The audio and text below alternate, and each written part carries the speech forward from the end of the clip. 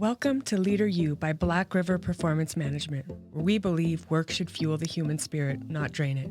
In this leadership podcast, we will dive into the lived experiences of people flourishing in today's workplace and beyond. Join us to hear real-life examples of experiences from our own lives and from the leaders we know and trust. Hello, and thank you for listening to the Leader You podcast. Today, I have the pleasure of introducing someone that I've really kind of gotten to know over the past year. Her name's Lisa Foulger, and she's pretty incredible. I met her at a retreat in Baja at Modern Elder Academy, and I was really taken with her presence and really started to want to get to know her better. And we got to know each other a little bit over the week. Then she had an unfortunate surfing accident, and I didn't get to know her as well as I had hoped because I had kind of hoped to catch her up with her in the next couple of days of the retreat. But she ended up leaving early, which might be something that she ends up sharing on her podcast today. But over the past 6, 7, 8 months, I've really gotten to know her over Zoom and in our cohort of people that were in that cohort, our Curiosity cohort. I really got to understand how we're doing some of the same work and how we're aligned in what we're trying to accomplish. And it was pretty interesting. The more I get to know her, the more I really appreciate and understand her work. And it's we are kind of um, pulling out the best in each other as it relates to some of the self leadership aspects and self awareness pieces in ourselves, and as also in the people that we coach or facilitate for, or just our clients in general. And I recently, when we were having a discussion, I learned that she was writing a book, and the chapters are one of the chapters she shared with me before it comes out is opening doors to discover her. And um, her book is about leading with self-awareness from the inside out, which is actually something that I have been working on simultaneously for a couple of keynotes that I have and for a book that I'm working on. So it was interesting to know that we were kind of on that same page, kind of in that same age group, and just where we are in our lives. I'm really glad our paths crossed, and I don't think it was any small accident that they did. I think she's going to share a lot of information about becoming more self-aware and learning to work on yourself from the inside out when we live in a culture that focuses mostly on external things. It's important to really look at what's going on inside of ourselves, not just what's on the outside. So I want to introduce to you Lisa Foulger. She is a dynamic leadership coach with 35 years of corporate and entrepreneurial learning and success, including 25 years at HP, Hewlett Packard. Author of Leading with Self-Awareness, Starting from the Inside Out. She's certified in Scaling Up, Positive Intelligence, and ICF Professional Certified Coach. Lisa ignites leaders to excel by scaling their leadership, their teams, and their businesses. And she's passionate about cultivating healthy mindsets, generating transformative impact, and advancing global sustainability. She leaves a positive mark on the people and the planet, and she's a proud mother of 3 awe-inspiring daughters, and she thrives in vibrant Costa Rica. Thank you for joining us today, Lisa. I'm excited to share your story and your book and all the wisdom that you have to offer our listeners today. Thank you so much for being here. So I am excited to introduce Lisa Foulger to you today and have you hear her story of what she's currently navigating and how she ended up here after a long career in corporate working for Hewlett Packard, and now she gets to help lots of people thrive in their business. So thank you, Lisa, for joining us today. My pleasure. Happy to be here. Yeah, so do you want to share a little bit of your story about working for 25 years at HP and living abroad and, the transitions and all the things that have come along with that? Sure, sure. So I'll share a few highlights and then we can dig into things that are of greater interest because it could be a long story. But I did start in the US with HP and kind of a funny beginning because I swore going through college I would never work for a large company, kind of Hmm. viewed them as evil and greedy and slow and bureaucratic. But as the times turned and I was in my senior year studying finance, I had an internship in a bank. And I really thought that's where I wanted to go. I wanted to work in banking and follow that path. But after my 3 week internship there, I thought, no way. Like, that is boring. It's the Hmm. same. It's routine. It's redundant. Like, I cannot possibly do that. So I remember going back to my career development center and I went to my local university, Arizona State, Hmm. where I grew up. And my counselor said, well, at this point, maybe you should just do an internship after you graduate and do something, go somewhere where you want to go, work for a company you would never imagine working for, and just see what Hmm. possibilities arise. I thought, okay, well, why not? Hmm. So I joined HP, who was hiring interns. I went to California and lived on the beach, which I thought would be fascinating. I really didn't care what I had to do for the summer. It was great to escape the Arizona heat Yeah. and spend some time on the beach. But what I discovered was HP, while large, was very small in terms of its culture, and it was very family oriented, and it was very innovative and very creative and entrepreneurial. So while I joined the finance team, I got to work with manufacturing and R&D and supply chain, and I loved it. They Hmm. were interesting projects. So at the end of that summer, they offered me a job. And so I did that. And that's what began my 25-year journey of never say never. Isn't it The funny? beginning of that lesson, which I would live again and again and again Until you learn it, until you learn it, until you embrace it, until you, yeah, till you believe get it. it, till you get it, right? Indeed, I indeed, do think indeed. life has a way of teaching us the same thing over and over again until we get to redo. We get to redo.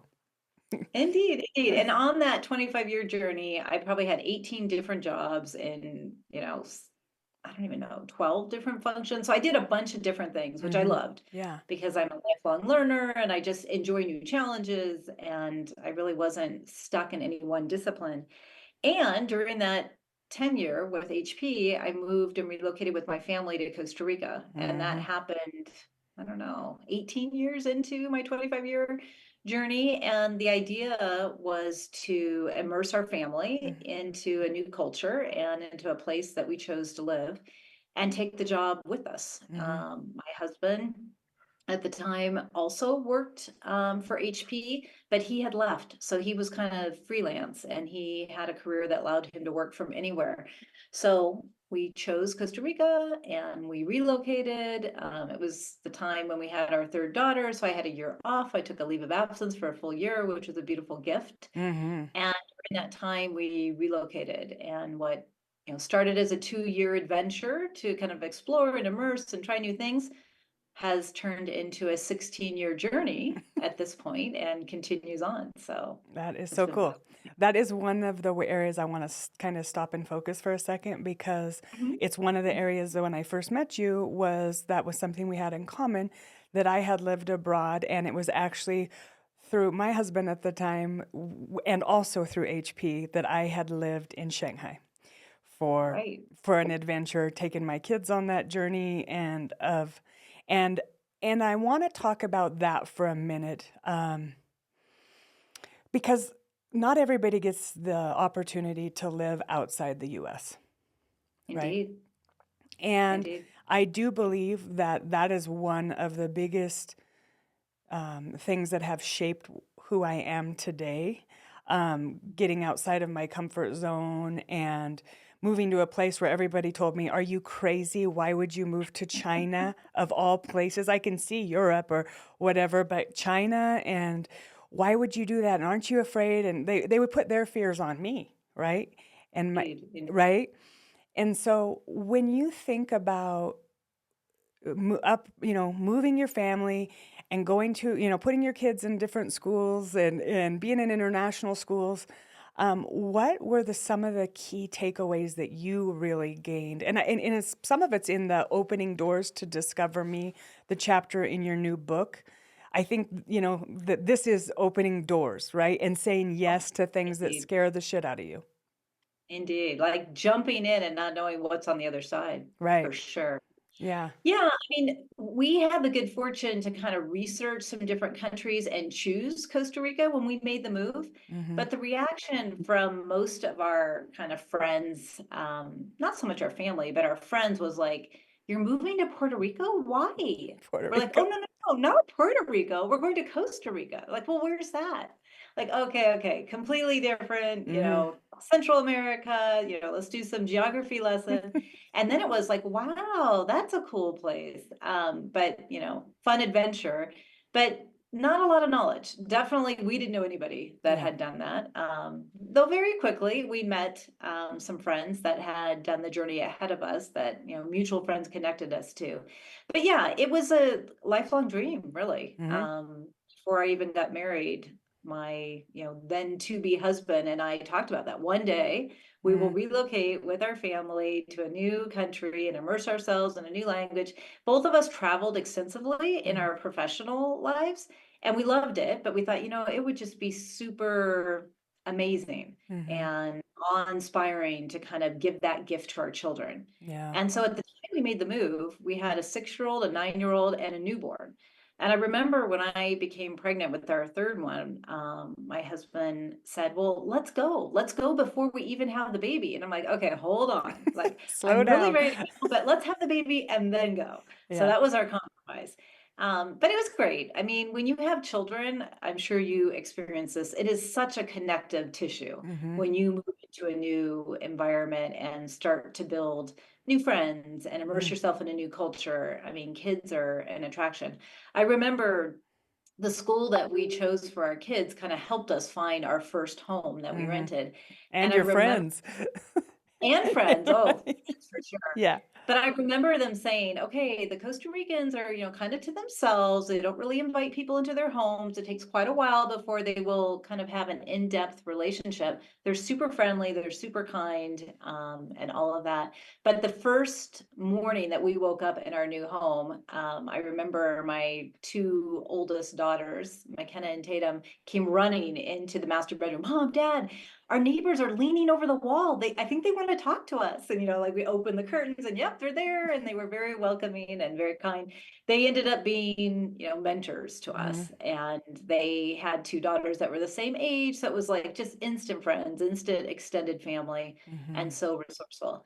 But yeah, I mean, we chose a culture that, Spanish is the language. And Mm-hmm. we had done our, Duolingo tips. And there's another program that we did before, but we thought we were just ready to roll. And it was quite an awakening to, walk onto campus day one. And the opening ceremonies per se is very different than our US school system. Like we would show up in our sweats and sweatshirts and have our kids in tow with their lunchbox. Here in Costa Rica, it was very formal. Mm-hmm. Like people were dressed in dresses and heels. And I'm like, oh my gosh, I'm not getting out of the car. My husband's like, we're getting out of the car and we're taking our kids into the school.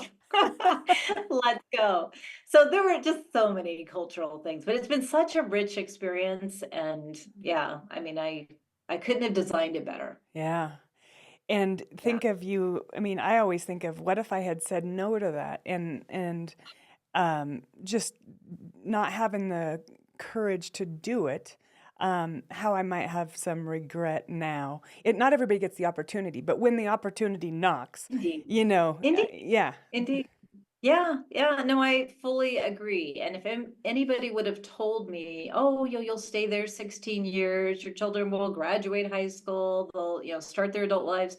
I mean, it's just hard to fathom. You have no idea when Mm-hmm. you're at the beginning of a decision like that, of that Mm-hmm. magnitude.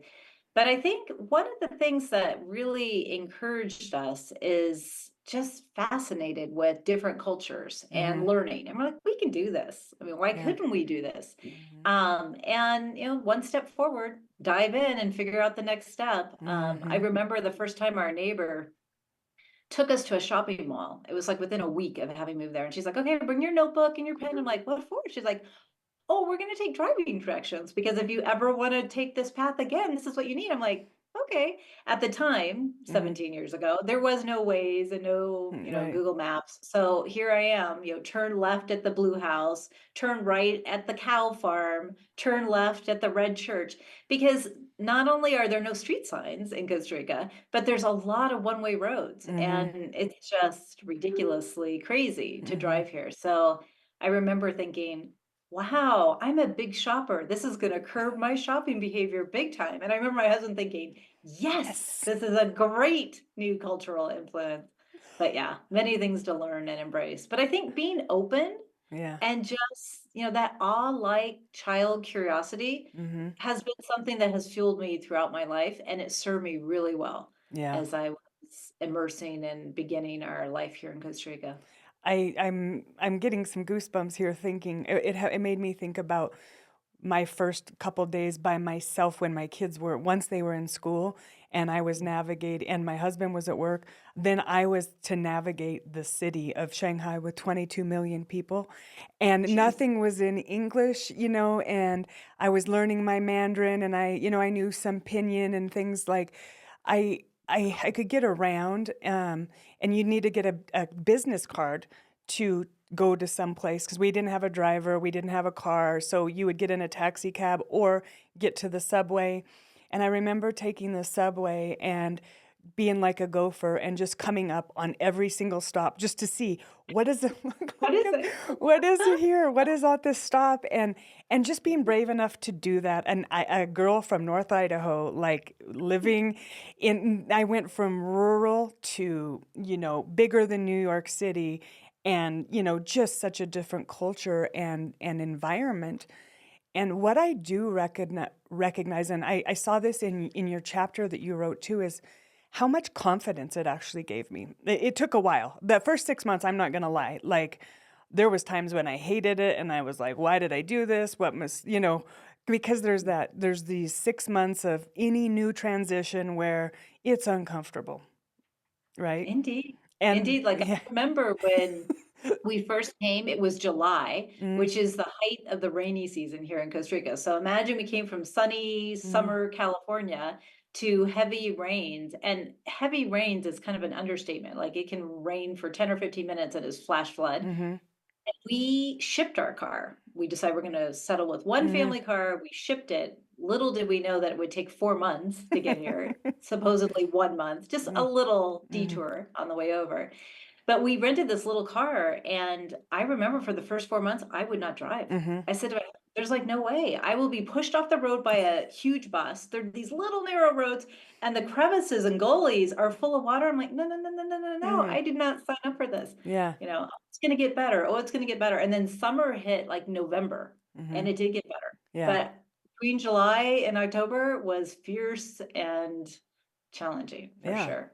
But everything that you learn through that is like, oh, I can do this. I remember not knowing what to buy for my kids because none of the food, I couldn't read what it was. I didn't Right. know. So I would actually tell them, if you see kids eating things at school, take their wrapper and bring it to me, like, so I can look at it, or take a Uh-huh. photo of it because I don't know what it is. Certain things you could see, like something is an Oreo, or it's Tide, that that's what it is because you recognize the brand. But other Uh, than that, I didn't know what food was, and especially snacks and things like that they would want right. for their lunches and things. And this is a really funny story. I'll share this because not that this probably hasn't happened to everybody, but we were kind of like celebrities or something because the Chinese really like blonde hair and Uh-huh. my kids were blonde. And so they always wanted to come touch my kids' hair and see them or take a photo with them. And so at first it was fun. And then it started to get old for my kids and this kind of thing. And but one day I remember being in the grocery store and somebody was so curious about me. This old guy was so curious about me and what I ate that he came and got into my cart and like picked out the groceries and was like, what does it eat? you know? Oh my And gosh. I didn't get upset or anything because I just knew that he was curious about me, and why would I need so many groceries in a cart? Like, I must have been just like they were watching some animal at the zoo, right? Because they've never seen Strange at animal. this time, like, why do they need so many groceries? They're the kind of people that go to the store once a day. They get, a couple things that they need. We're used to going with our carts and stocking up and Load up. yeah, loading Yeah, up, and my yeah. shopping habits had to curb down a lot too because I had a bike, and then at one point I got a scooter, and so like even going to the grocery store was, you know, Balance your yeah. objects. Well, here there's no Amazon delivery. Oh. So I mean, all sorts of different things going on. But yeah, it's funny. One of the best things we did when we first moved here was there was a friend that connected us to a local that kind of took us grocery shopping. Mhm. And it was, I mean, we walked down every aisle, like, okay, this would be good for this, and this would be good for this. And yeah, we had our list of favorite things. Just, okay, this could be maybe close to this, or Mhm. this could be a substitute for this.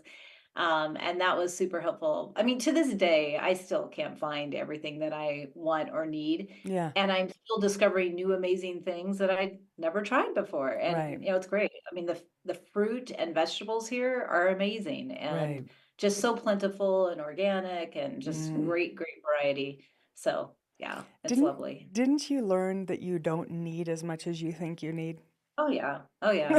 Because in addition to our car that came 4 months later, 80% of our belongings were shipped in that container, so Mhm. we got it at Christmas. Mhm. And so, we were opening things like, oh, it almost felt like Christmas because we forgot That you what we had packed and what we had brought, and we survived for 4 months without it, so it did. I mean, we've Yeah. become more minimalistic as a result of that, for Yeah. sure. It was one thing that I did too, and we went for 2.5 years without the stuff. We just went with the minimal, bought the stuff at IKEA and whatnot. We're living in apartments, and then when I came back, I was like, if I haven't used this stuff in 2.5 years, I'm pretty sure I don't need it.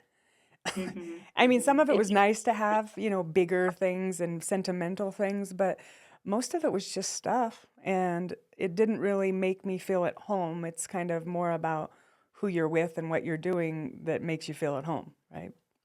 Indeed, and for me, and you probably realize this too, it really heightened the power of experiences. Like we have had so many adventures, Mhm. travel and discovery and culturally rich opportunities to kind of learn new things that all of a sudden experiences became so much more important than things. Oh my And gosh. that was one of our motivations to kind of escape the US at that time was we just kind of felt like we wanted to expose our children to different cultures and different values and felt like, the materialistic and keeping up with the Jones was too big a push Mhm. in the US at the time and just wanted to try something different. Yeah.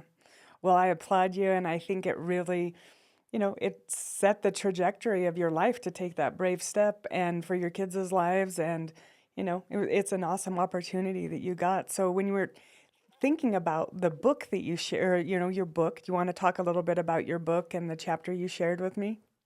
Sure, sure. So the book is called Leading with Self-Awareness from the Inside Out. It's an anthology, which is Mhm. a collection of multiple authors. And so the chapter that I contributed is called Opening Doors to Discover Me.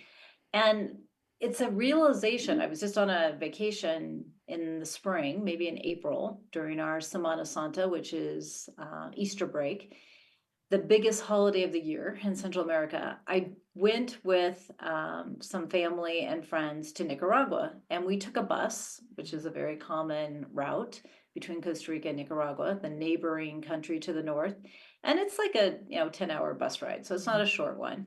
But once we got there and jumped into a rental car and we went all around and it's a beautiful country. It has a lot of beautiful things to admire, the beaches, but we went to Granada, which is a very artistic I love it there. I've been there. I love that place. yeah, Yeah. lovely, Mhm. lovely. And it's the second time I returned back to it. But I was just so in awe of all the doors. They're very artistically carved and colorful. Mhm.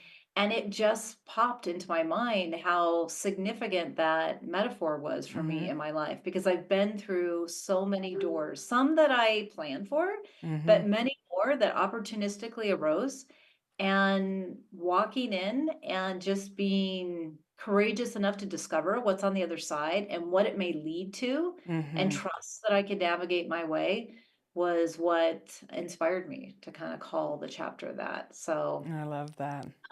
yeah, yeah, yeah. So a lot of interesting experiences, beginning from, I think the first very memorable opening doors to something new and different was when I traveled as an exchange student to France Mm-hmm. after high school. It was kind of my senior year graduation gift. And I was meant to go with a family that was lived in the south of France and spoke Spanish, because I had had my requisite 2 years of high school Mm-hmm. Spanish and I was ready to practice.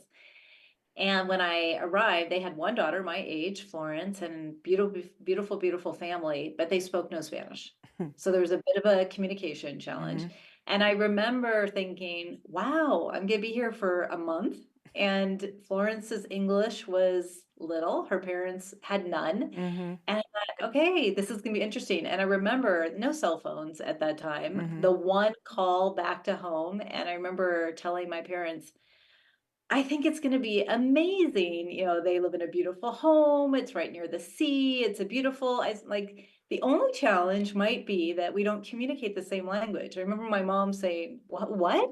And my father's like, oh, this will be fun. And I said, yeah, we're using, Mm-hmm. sign language, and, we're finding creative ways to communicate, and it will be fun. Mm-hmm. But I remember my dad's kind of burst of energy jumping right to, this will be an adventure, this will be Mm-hmm. fun, was really helpful. Yeah. And, you know, for the next 30 days, we had no contact. We wrote a few letters back and forth, but it was an amazing experience.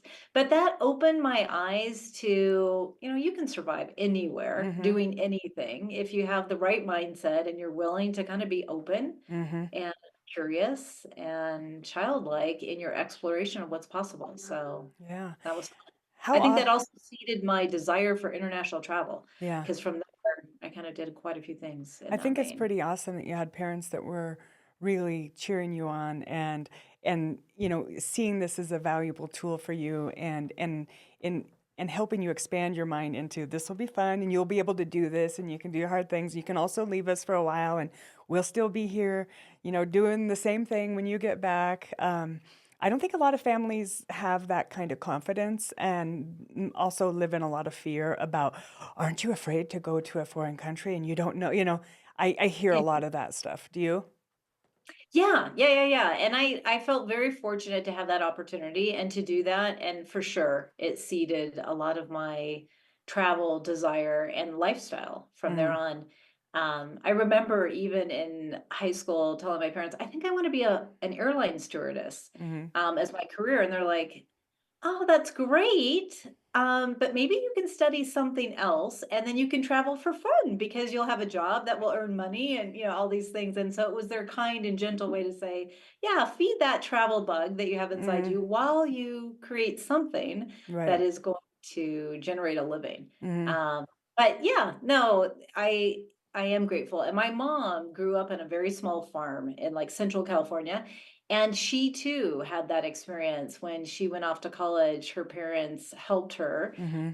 fund a trip to Europe, and she and a girlfriend took a ship from Mm-hmm. New York to cross the channel. And she and a girlfriend drove around like 9 countries. And, that's quite a long time ago. And they were Mm-hmm. pioneers in that sense. So I grew up hearing those stories, That's incredible. which was helpful and Mm. inspiring. Thank you for joining us on the Leader U podcast, sponsored by Black River Performance Management. Leader U is an important part of Black River's initiative to bring high quality leadership development and organizational performance improvement solutions. Leader U is one of our initiatives that features different speakers whom provide their expertise and perspectives on a variety of workplace topics. I invite you to visit our webpage at www.blackriverpm.com. That is www.blackriver, the letter P as in performance, and the letter M as in management. We offer a wide range of services from training to performance improvement, coaching, retreats, and group facilitation and strategic planning. Our focus is to assist people in better understanding how to lead effectively and impactfully through a variety of evidence-based tools and practices. Yeah. That's one thing that I wish that I had that opportunity, and it came to me later, and the opportunities came when I was in my 30s. It just stuff wasn't in my wheelhouse from the way I was raised, or the mindsets or the finances that my family had at that time. But I did encourage my kids, and they still weren't, even though they had lived abroad, they still weren't. They kind of got back to the U.S. and got back in the U.S. kind of mindset of, Hmm. and I really think that opportunity to travel before you have kids and settle down is just such a growth opportunity. And that's one of the regrets that I have, that I wish I had done that earlier. Well, it's interesting. We learned of an organization here when we came to Costa Rica called CISV Mm-hmm. that targets kids traveling in international groups at age 11. Mm-hmm. So we learned about it when our middle daughter, Tatum, was that age. And so she had the opportunity to go to New Zealand and to Mm-hmm. go to Brazil. So then by the time her younger sister, Gabby, grew up, she's like, yeah, sign me up. I'm ready. And she went Nice. to China Yeah. right before COVID. So yes, I mean, it's funny because that organization's founded in Ohio in the Mm-hmm. United States, but I'd never heard of it growing Mm-hmm. up in the US. But learning about it here was a great opportunity. But yeah, my kids have done a lot of travel, and they're third world citizens. Yeah. I always say that when my kids are out and on their own, I've got two that have, one just graduated college, and so Mm-hmm. she's finding her way. One that's 25 and working and living in Texas, and then one more that's still in high school here in Costa Rica. But I say that they'll probably be in different continents. Mm-hmm. And I'll just have a fun time visiting and living and exploring Yeah. and traveling to see my children. Yeah. And one thing I've recognized is that you don't have to live in the same town to have a good relationship with somebody. Oh, that's one of yeah, for sure. I've lived that too. That's one of the largest, most common questions I get Mm-hmm. from Costa Rican friends and family. In the first 5 years we were here, like, how could you leave your family? How could you move to another country? And how did you choose that? It's one thing if you're assigned that for work Mm-hmm. and you decide to go, but we actually chose it. And I said, yeah, it's very, I mean, it's not very common, but it's welcomed. And even in the United States, usually when you get a job after college, you're in a different state Mm-hmm. than where your family is. So we're more used to being in different places and keeping those connections alive. But yeah, we've been very fortunate to have, a lot of family and friends visit, Mm-hmm. and, we make a point of going back as well. But yeah, it does require different communication skills to kind of Mm-hmm. keep the depth of those connections alive, Mm-hmm. living so far away. And some reciprocity, wouldn't you say? Like, do you notice that there's some that expect you to do everything, and then there's some that actually will meet you halfway? Oh, indeed, indeed. I remember I mean, for the first year, we didn't go back at all, Mm-hmm. purposely, because we want everybody to just get situated and instilled in our new culture. But then we made a point of going back once a year. Mm-hmm. And it was like a, tour of reconnection with friends and family. And sometimes it's exhausting, Yep. Yep. right? It's like, okay, we only have 14 days. Like, how do we spread between all these? And pretty soon we're like, okay, we're going to be here. Anyone who wants to come visit us here, it's great. And then we'll move over here. But yeah, it does. And it's, everybody's curious Mm-hmm. about lifestyle because it's so different, Yeah, and generally. I found that they kind of would get upset if you'd come to the hometown, but then you don't go see them, or you didn't do this, or like, it's like, listen, I just flew across the world and I'm still on jet lag and I've got my kids in tow and I'm just like trying to get by here. So, like, if you could just, we started to say, this is where we're going to be, and we'll be here Exactly. all week, or I'm going to sit at a park all day. I'm going to have a spot at the beach. Please Picnic. come visit, but I had to start doing that too and set some boundaries, because people will just continue to expect and take, take, take. So I had to boundary up a little bit. Have you found that? Indeed. Yeah. Yeah, indeed, indeed. And I mean, Costa Rica is a desirable place for people to Yeah. visit. So I think that's been Yeah. helpful to us to have a lot of visitors along the way.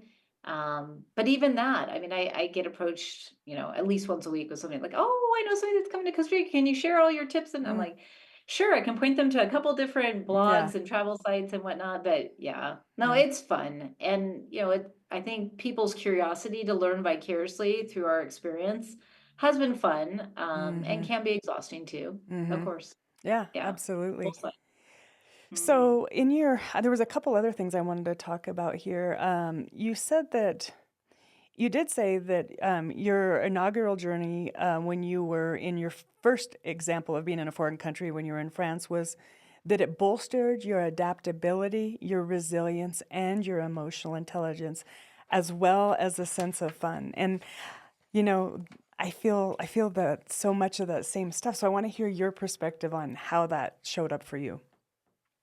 Yeah, I think at first when I discovered there was a language barrier, it was like a little bit of terror. Like, oh Mm-hmm. my gosh, like how are we going to communicate all these things? Because not only were we in their home for a week, but we were planning to travel around France. And I was thinking, wow. But then when I realized that, there's a lot of ways to communicate. Mm-hmm. And that everyone was excited and, inspired to have fun, that just kind of sit back and relax and Mm-hmm. kind of take it in and allow things to unfold just gave me a lot of courage. It gave me a lot of understanding that I can adapt and I Mm-hmm. can be flexible and we're all humans Mm-hmm. and there's ways to connect beyond just language. And it was liberating. It Mm-hmm. was really liberating in that way. And the fun was immense. Mm-hmm. Um, there was like a lot of pressure that was relieved from just kind of that mindset adjustment Mm-hmm. that I think has been so useful in so many different transitions in my life since. So it Mm-hmm. was the seed of really embracing that. Yeah. One of the things I see that it does too is it takes you outside of your normal environment and your habitat of habits that you've created and lets you see just how much you depend on your stuff that you don't even think about anymore, right? Yeah. Like, for Indeed. example, the abundance we have here in the US of food or whatever we want, like you name it, like certain things that your kids might like at that time, like fruit roll-ups or pickles, whatever it is that that you need to have people mule over for you because or you fill your suitcase with because you're just like we're not going to have pickles for a year and my daughter's a pickle fiend or whatever it is, or you'll pay $20 for a for a jar of pickles at the international cuisine store, right? Indeed. And I so, remember yeah. we actually had the opposite effect because our newborn, basically spent her first year here in Costa Rica and she really liked vanilla milk. Mm, And that's not so common in the US. So I remember when we were packing to come home for the first time, she was like 18 months, and that's what she would ask for. We took all these little cartons in our suitcase to the US thinking, well, if we can't find it in the first 24 or 48 hours, we have to have at least a supply to get us there. But yeah, our own creature comforts. yeah, But I think not finding what we were used to opened the door for sure. for all new things that we got to experience and Yeah. try, which was super fun. And, Mm-hmm. fortunately, we have a very adventurous family that Mm-hmm. was, open to all those experiences, food, Yeah. travel, language, culture, and otherwise. And, when your kids grow up like that, they know no different, Yeah. right? Yeah. It I took mean, not very long before it was normal to be eating these things. We'd find out what things are. And then it was a treat if I'd be like, yeah, I threw a fruit roll up in your lunch today just as a surprise because I had some stashed away with a note in there that I love you. But we would go home every summer too. And, we would come back and we would go with nothing and stock up or vice versa. We'd go home and bring gifts for people and all the things. So you're just kind of taking turns. But I did learn that, you get used to things, and then when you get outside of that comfort zone, you start to explore those other things. And even if you can't speak the same language, you can communicate. Just like think about a dog.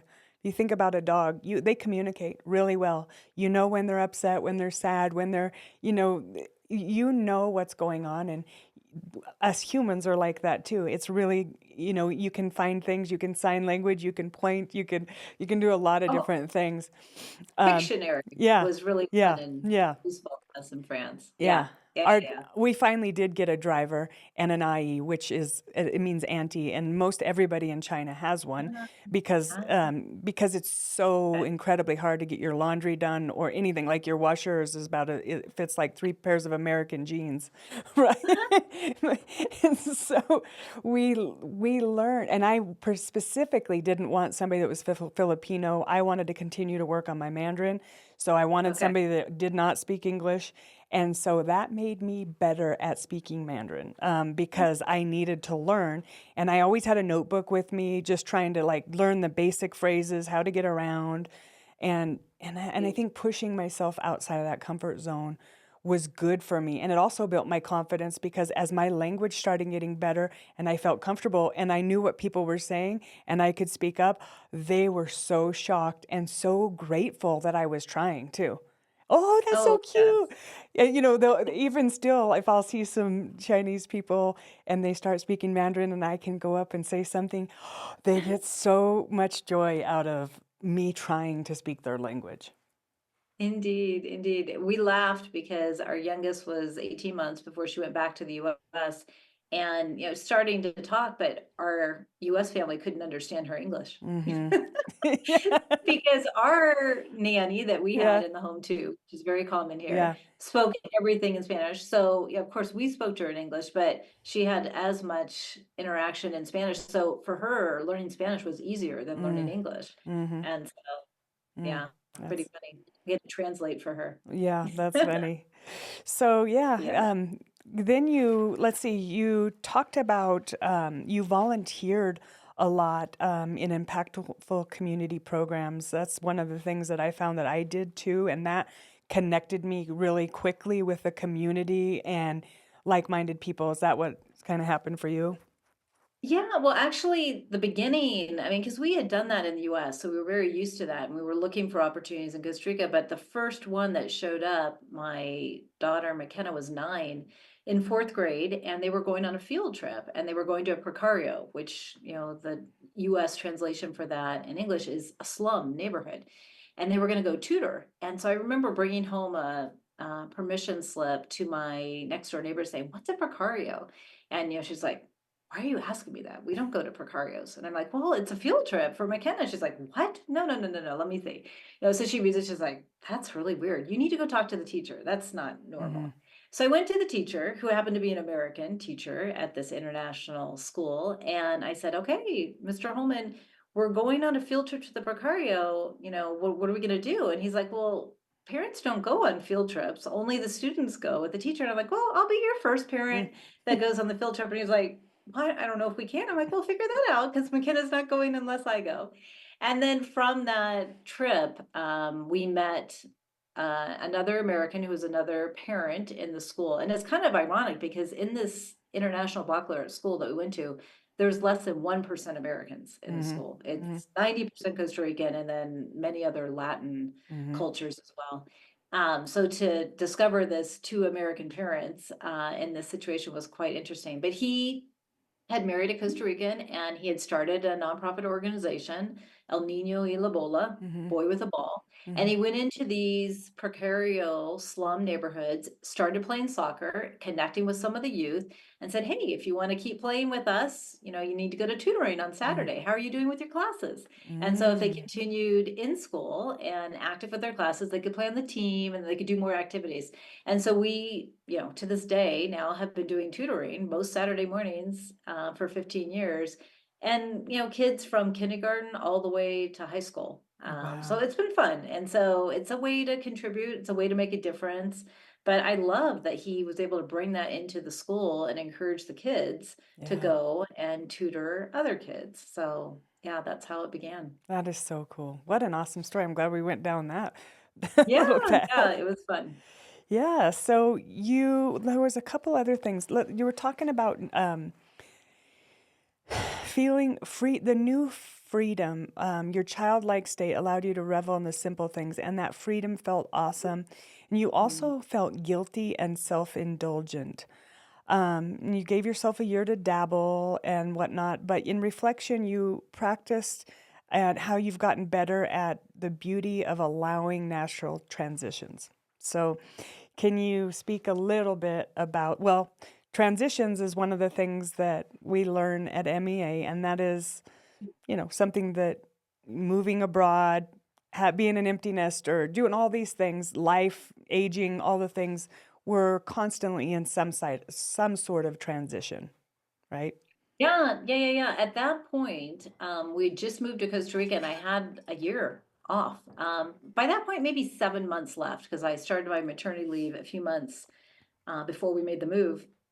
But all of a sudden, I kind of traded my very busy schedule as an executive at HP to being a mom of a newborn and finding our way in a Mm-hmm. new country and learning, Mm-hmm. how to get simple things done. And so there was a very different shift in the pace of things. Right. All of a sudden, you're not wired to your calendar and having things every hour and trying to figure out when your bio break is and when Mm-hmm. you can fit in a meal. It was all of a sudden very luxurious to kind of have days ahead of you and figure out what you were going to do. That I almost, there were points when I felt guilty, Mm-hmm. like, do I deserve this? Or, Mm-hmm. what can I show that I've done today? Right. What's my achievement? Like maybe I didn't even shower until 5 p.m. at night, just doing, different things with the children and the house and all. So it caused me to kind of go inside Mm-hmm. and really figure out what was important and really explore what did I want to discover? What did I want to learn? What were the experiences I wanted to have? How could, a walk in the afternoon be the highlight of my day? Mm-hmm. And, wandering around the coffee fields, because when we first moved there, we lived on a coffee plantation. Mm-hmm. So just the little things just shifted where my focus was. And had to relearn new patterns, new behaviors, Mm-hmm. just take things in and allow them to unfold. I couldn't plan or organize or control a Mm-hmm. lot of things like I had in my work and in my profession. Yeah. So it was a calibration exercise of large sort. And I think what I discovered too is, just the beauty and the peace in having spaciousness. Mm-hmm. So, that's something that I think shifted for me and has forever since.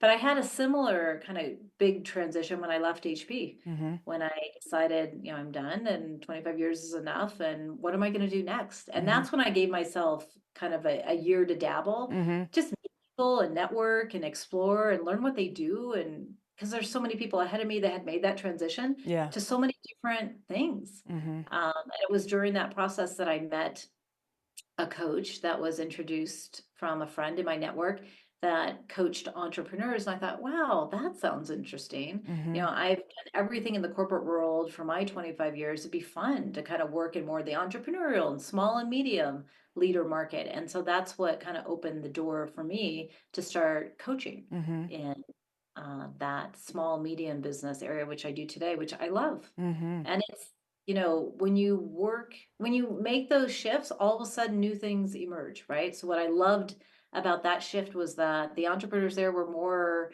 adventurous. They Mm-hmm. were willing to take risks. They were very humble Mm-hmm. and very grateful for the resources that they newly had access to. Whereas in the corporate environment, it was kind of a given. Mm-hmm. And there was almost, fat, dumb, and happy Mm-hmm. perspective, and maybe even assuming they should have all these things. Whereas in the entrepreneurial space, it's far more hungry Mm-hmm. and far more grateful. And so, but if you told me, 5 years before, you're going to become a leadership coach in small and medium businesses, I would have been like, huh, really? I don't think so. But nice idea. Yeah. Another one of those never say never, Yeah. because they get there and discover, wow, this is interesting and fun. Let's see. Where Yeah. does it lead to? So how did that self-awareness come that you thought, so you gave yourself that time and that space and to explore and navigate a new environment. What Indeed. brought you the self-awareness that I could do this, or I have this gift, or how did you stumble upon that? Yeah, through a series of experiences, I got to reconnect with what gave me the greatest energy. and what gave me passion and what I valued Mhm. highly. Mhm. So I reconnected with values, I reconnected with what energizes me. Mhm. And learning has always energized me. Helping people navigate their way has always energized Mhm. me. And while I never did coaching or I never worked in HR Mhm. in my corporate area, I always led teams and Mhm. businesses. Mhm. And I always was so, awestruck by the power of teams to do amazing things that I thought, wow, okay, this takes that kind of team development and leadership development to a whole new level. Yeah. And imagine the entrepreneurs and their businesses and their leadership teams that I could impact. So I found some golden threads through Yeah. the things that energized me, that I was good at, that I loved, that I wanted to do more of. Mhm. And, then through meeting people and discovering how they were using their gifts, this door to this field opened up for me. And, I'm a constant learner. Yeah. So I stepped through that door maybe 8 years ago, and I still step through new doors. One of my newest learning adventures has been neurolinguistic programming Mm. and positive intelligence, the whole mindset work. Mhm. I love that. And I Mhm. have woven that into everything I do as a result of seeing the power of managing your mind. Yeah. And so I think one of the things I have realized is that learning is something that, I thrive on. It's just a matter of where am I going to direct that learning? And, Yeah. it's fun. It's It fun. is, and I get so far in the weeds. I'm such an intellectual and such a geek that sometimes I have to recognize that that is also some ways that I get stuck in needing to know more before I do something. And that's Mm. something that I've become more self-aware about is just that desire to learn and discovery of truth and everything else that's there sometimes keeps me from focusing on doing this thing right now. Okay. I'm kind of the opposite. Yeah. I jump in and then I figure out how I'm going to do it. Yeah. But even, I mean, there's even unexpected situations that have led to big self-awareness. So you and I met in December, Mhm. right, at our retreat at MEA, and I had a surfing accident, and that kind of put me out of commission for a Mhm. couple months. And as a result of that, I learned to receive. And Mhm. that was a super powerful lesson. And to allow much time for healing. Mhm. And then that opened the doors to serving more clients that had trauma, Mm. like trauma that I had gone through. So it's interesting that the path that we walk, we never fully navigate, Mhm. but if we can take a step forward and then explore possibilities and take a couple steps forward and explore possibilities. I mean, Mhm. I have learned to trust that things unfold and I just need to show up Mhm. to be ready to experience it. And that's lovely. Mhm. Absolutely, and you don't have to control the outcome. No, no, Mhm. and I don't have to predict it. And if I don't like it, I turn and go in Mm. a different direction, Mhm. you know. Yeah. And there's many, many options, many Yeah. possibilities. You recommended a book that you were reading in your recovery, and I haven't read it yet. I think I'm going to read it over the winter. It's called Wintering. Is Ah, that right? yes, yes, yes, yes, yes, yes, yes. And that's a book that a friend, also from MEA recommended because I'm leading a women's retreat Mm-hmm. at the end of the year. And the theme of the retreat is, how do you escape to Costa Rica, Mm-hmm. probably from some winter cold weather place you're at, and just kind of hibernate a little bit, Mm-hmm. indulge and reflect. What's the best of this, 2024? What do I want to take forward? What do Mm-hmm. I want to design for 2025? And Wintering is a book that's very reflective, Mm-hmm. kind of allows you to really ponder things and really kind of step back from the busy fray that we Mm-hmm. easily get consumed in and kind of identify what's important. And Mm. so, yeah, the retreat setting is one of those wintering opportunities. I It's can't just wait to come winter with you. yes, yes, yes, I definitely yes, gonna come winter with you. It's just maybe indeed, it'll happen this winter. We have to be intentional about making that happen. indeed, Yeah. indeed. Yeah, it's going to be fun. And I Yeah. hope that it will lead to many retreats down the road in many different places because I Yeah. think there's so many wintering opportunities. Like I'm going on a fun trip to Morocco with Mm-hmm. friends the month of October, and I'm sure that's going to provide some wintering. Mm-hmm. Absolutely. Long camel Absolutely. rides in the Sahara. Yes. Yes, absolutely. Well, when you were just talking about taking the next step, the next step, the next step, well, this last weekend, just on Saturday, I was hiking up the Teton to see the Tetons, the view from Table Mountain be face to face with the Grand Tetons. And as we were going up, we climbed the face, and we were literally, it was pretty exhausting. And there were people going, "You're almost there, you're getting there." Every step, and one girl says to me, "Every step is worth what you're going to see up there." She said that when we were getting close to the top, which was the other part that's hard. And it's all hard, but like, you know, you're up at a high elevation, you're climbing 4,000 feet, you're really starting to be tired. And I kept thinking that, yeah, every step is worth it. All I have to do is continue to put one foot in front of the other. Just keep doing this. And I know I could do this all day if I needed to. I might not prefer it, but like I can. And so anyway, we got to the top, and just the fresh air that comes when you reach the top of a mountain, when you're hot and exhausted, and then you see this amazing scape, awe-inspiring, just magnificence of these mountains, and then the fresh breeze and air just comes on you. It was just like, I get to sit down and eat. and just and just take it all in. And so we just joked that, like, I would climb this mountain to eat here again. For sure. That Just sounds like an awe it moment. was. And not only in nature, but in moral beauty. I Mhm. literally saw a 76-year-old man named Marlowe that has climbed it 26 times. And a lot of it was in his younger days, but in the last 12 years, he's done it every single year. And it was super inspiring.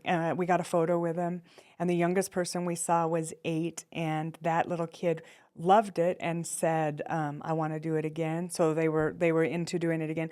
I did see some people have to turn around, and some people crying, and like it's a struggle, right? But I'm just proud of the people. Even I saw a lady with a heart problem that was still doing it, but she was monitoring herself, and she listened to her body, and she absolutely did need to turn back. But the fact that she was out there and she was trying and she was monitoring and listening to herself, and not competing with anyone else but just herself, right? That was, That's yeah. It's there's something about climbing a mountain that is similar to life, and huge. I mean, I think we've talked about this before, but there's a lot of joy in the journey. mm-hmm, It's not the destination, right? mm-hmm, And I think we can become over fixated mm-hmm, on the destination, the outcome, mm-hmm, the job, the salary, the, mm-hmm, you know, whatever might be that outcome, new car, etc. And so I think that we've seen a shift where people in our generation and maybe one above us, where people aren't waiting to enjoy life till some later point, right? And so mm-hmm, that enjoyment through the journey, joy through the journey is super powerful to me. I mean, I have lived that experience, and now I see my children who are, I have two in their early 20s and mm-hmm, one still teenager,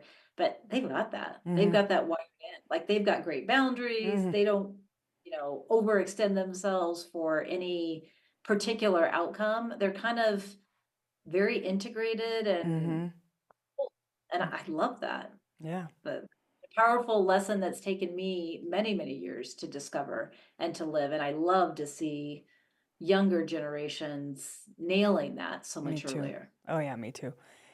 When we know better, we can do better. I Oh, mean, indeed. which leads me to another question before we end.